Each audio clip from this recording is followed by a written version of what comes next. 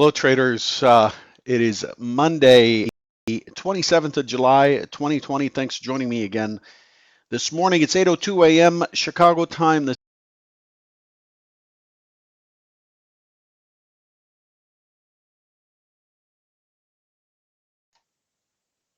How is it now? This should be better, I think. I'm not getting crazy warnings. Anyway, sorry for that. YouTube is YouTube. For some reason, there's some weird conflict here between the broadcasting software and YouTube. In any case, should be okay now. Again, it's 8:03 a.m. Chicago time on the Monday, the 27th of July, 2020. Says this is episode 1805. Derivatives trading is not suitable for all investors. Past performance is not necessarily indicative of future results. This morning, we're seeing really a mix. Gold is higher. Gold just making a run for it.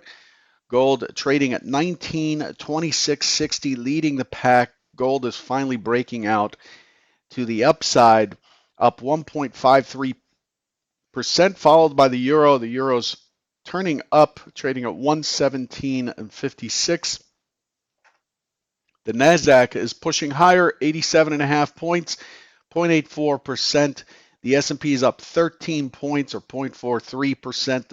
The laggards today are the US dollar index as the gold pushes up. The dollar's getting a little bit hit. And the Euro Stocks 50 are down 7 points, and the DAX is down about 9 or 10 points, which is really one rotation. So right now, gold bugs are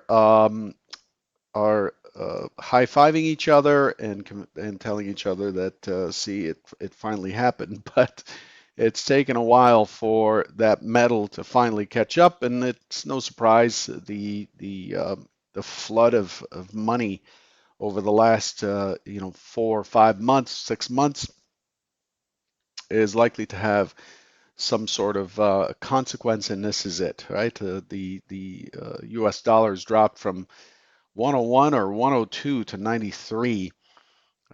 Quite the move. So we expect to see the same in the treasuries and in other currency baskets.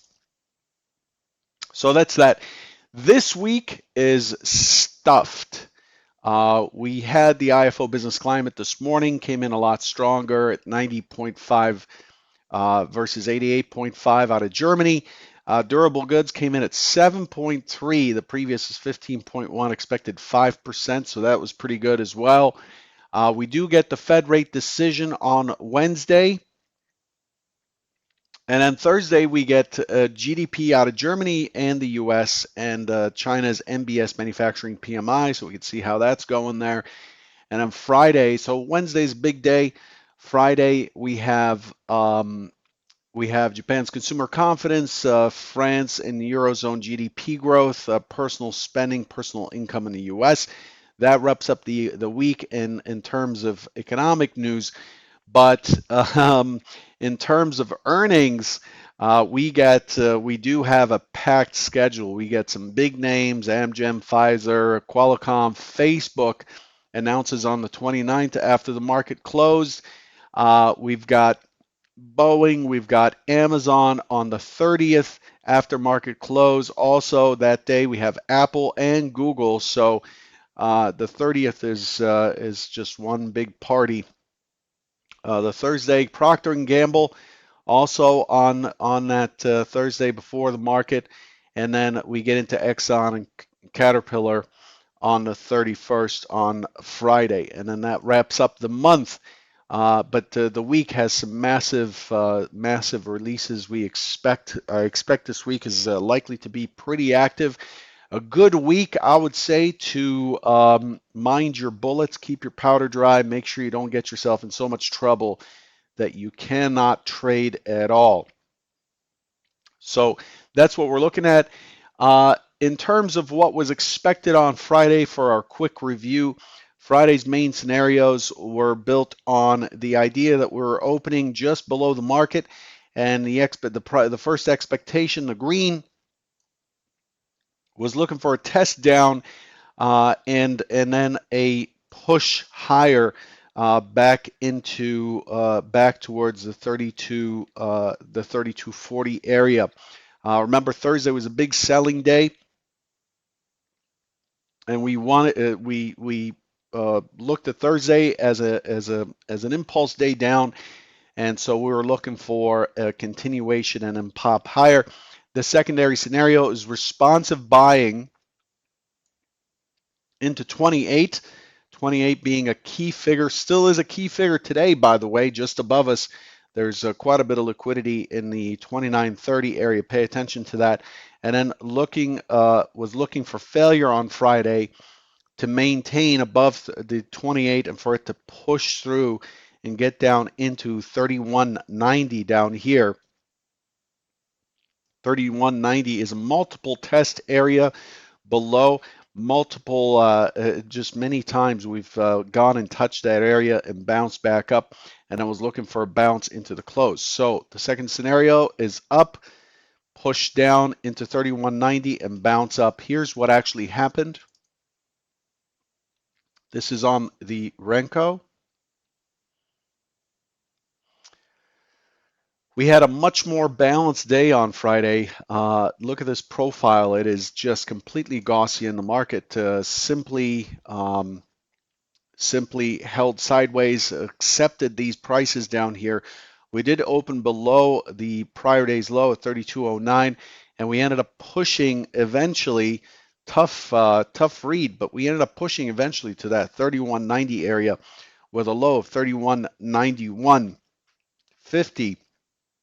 We did not push back into the prior range as much as I'd expected. I was looking for it to really get into the prior day's RTH point of control and this big 28 area. Very, very weak test up into the range. And what it kept doing is dancing in and out of the prior day's range.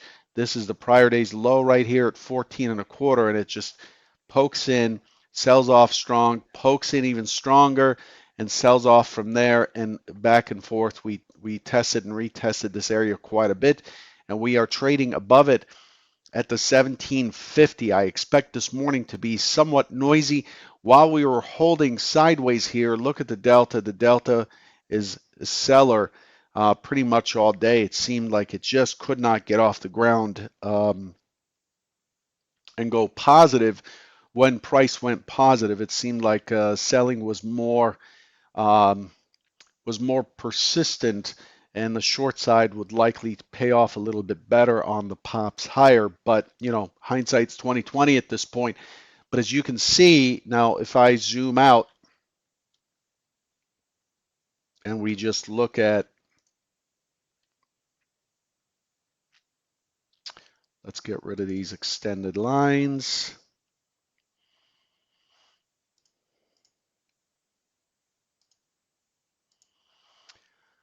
As we look at what happened between Thursday and Friday, here's Thursday. We bounced out quite a bit at the top, and then we finally let go. We end up with quite a few single prints, quite a few thin areas. We go completely sideways into the close. So what we end up with is a double distribution profile with a low volume node in between, and the expectation was again to push into this 32.28 area right here. And then reject and go to 190. That's not what the market had in mind. Instead, it balanced out at the low, and it did not show any propensity or any aggression to the upside. We did have several rotations up that were relatively strong, okay, strong, but nothing dramatic. And so the market seems to be accepting these lower prices or these prices in this area here. Let me extend this profile.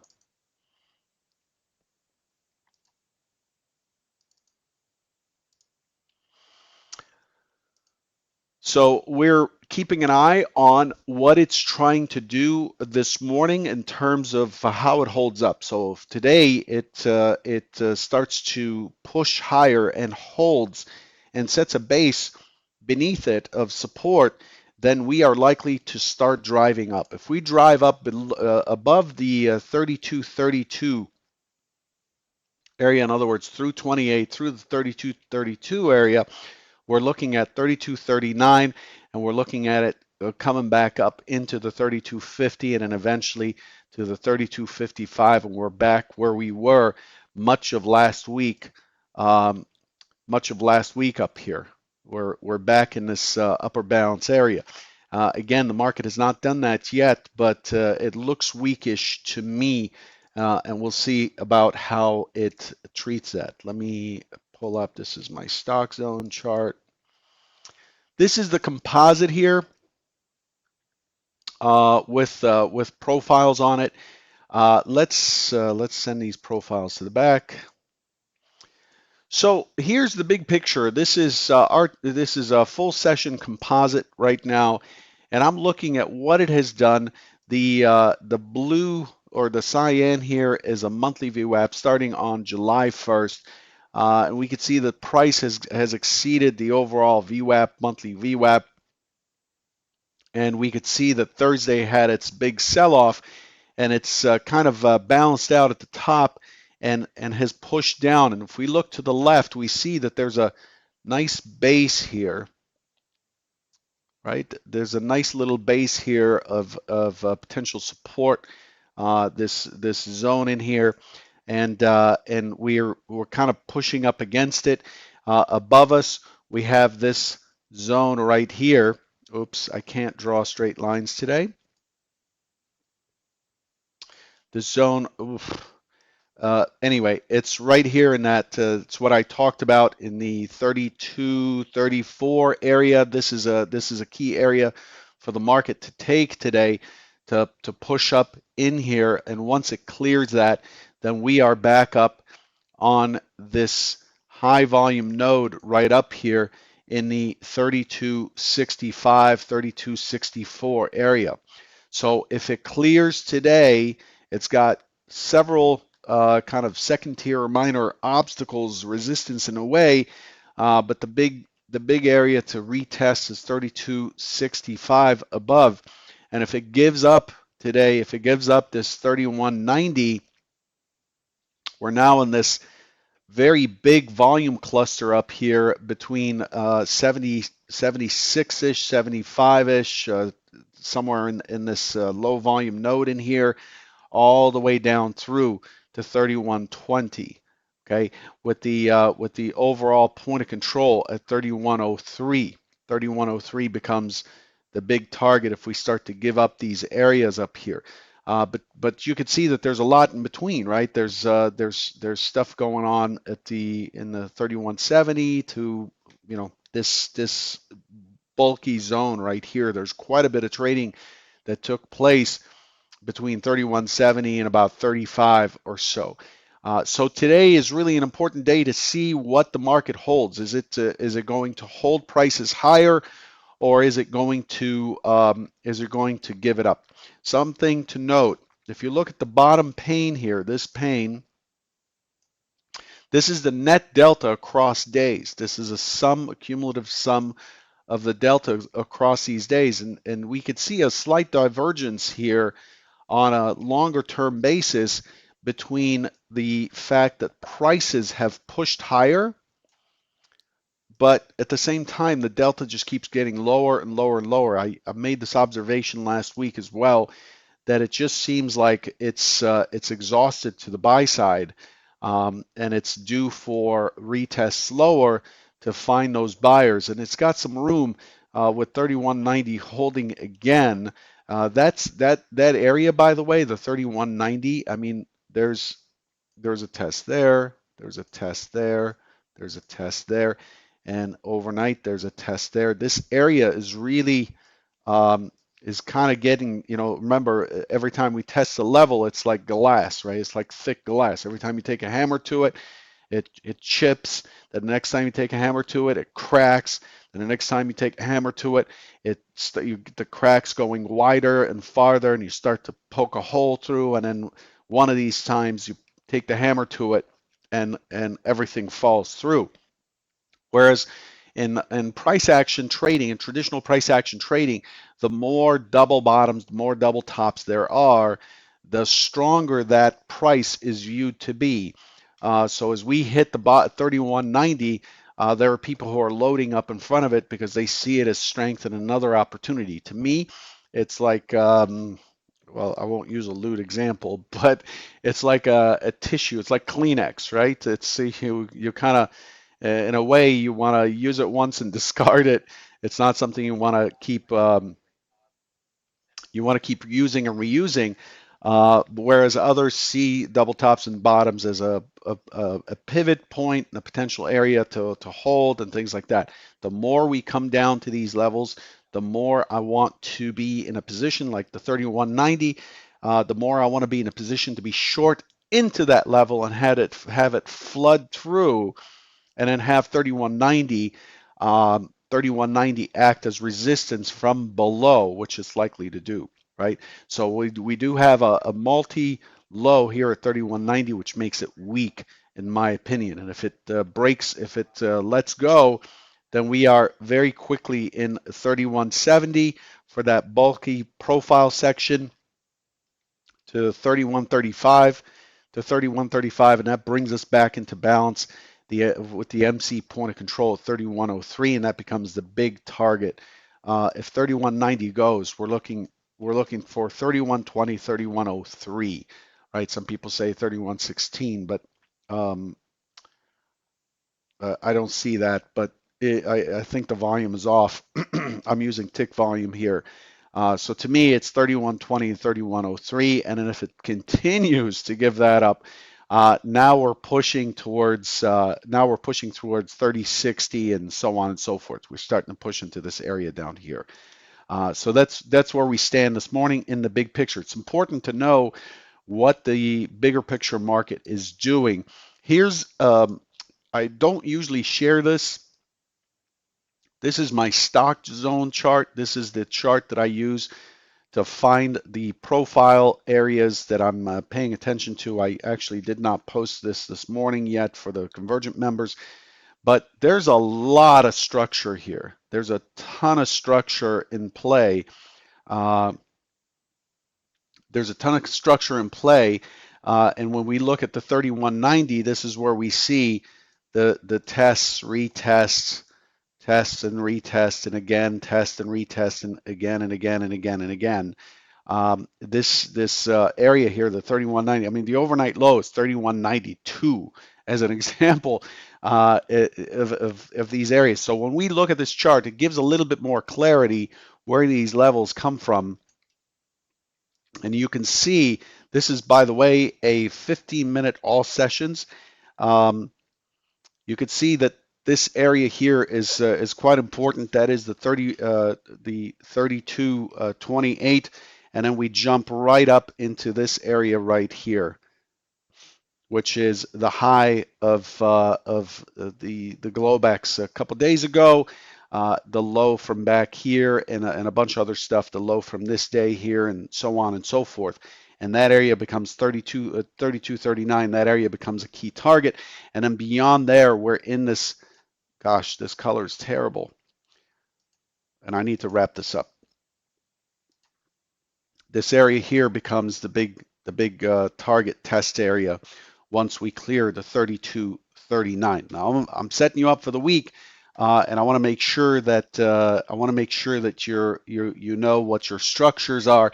Yes, there are a lot of lines here. A lot of these are going to go away with an update, but really as I said, the big ones to pay attention to: 28, the 2839, and then the 58, and then we come into balance. It's in the 60-65 area, and then beyond there, we're looking at 74, and then from there, it's 3,300. So yes, there are some intermediate lines in here, but it just depends on the volatility, and um, it depends on what the market is doing at the moment. Here's what we're looking at in terms of bookmap, in terms of order flow. Here's that confluence, the 3230. 3228 area, very, very important. And then beneath there, 3190, we have resting orders. Everything in between is likely to pop in and pop out. Um, pop in and pop out, and likely to just be a scalping kind of environment. Let's jump back to our 5 minute and look at what we're expecting for the day. Here we go. Okay, so for what we're expecting today, here's what we've got. Primary scenario, remember, this is extended trading hours. This is RTH right here. This is Friday's RTH. You can see how beautifully balanced we are. Pay attention to the value of Friday. It's likely to be in play this morning. We are trading at 32.17. The expectation this morning is an open auction that is probably going to be in range out of value. I'm looking for it to drop into, the overnight value low is the day session value high from Friday, drop into the 12 area, potentially a little bit lower, and then I'm looking for an impulse back to the other side of the range. I'm looking for that week high of 23 to be taken out, and for it to start moving towards the 28, consolidate for a while at the 28, and then I'm looking for a break higher in the afternoon before we stall out in the 39. This is a 39 right up here. This is the 28 right here. Okay. Key areas to watch today. Looking bullish. Why? Because we are trading. We have tested and rejected in the overnight session. We've tested and rejected that 3190 area. Unless we give up the 320708, we are likely to continue higher. The easier path becomes higher from here. We'll see what happens. Again, the week is full of really important releases this week, so pay particular attention. This morning, the secondary scenario is an open that squeezes higher, pushes the 28, falls back in, and then comes back into balance and towards point of control the point of control from Friday. And so, in that situation, we're looking at consolidation at the point of control here, right here, and then it's likely to give that up. And if it does, then we're looking for a break of 30, not likely, but a break of 31.92 or 90, and then it's a quick slippy slide down to 31.70 if it does that. Not likely. That's a very wide-ranging day, but anything is possible in the market. That is scenario 2, and that's a very ugly 2 there. So those are the two key cases. Again, as I outlined, 3190, very important. So remember these numbers, right? 3190 and then 3170 below, 170 below.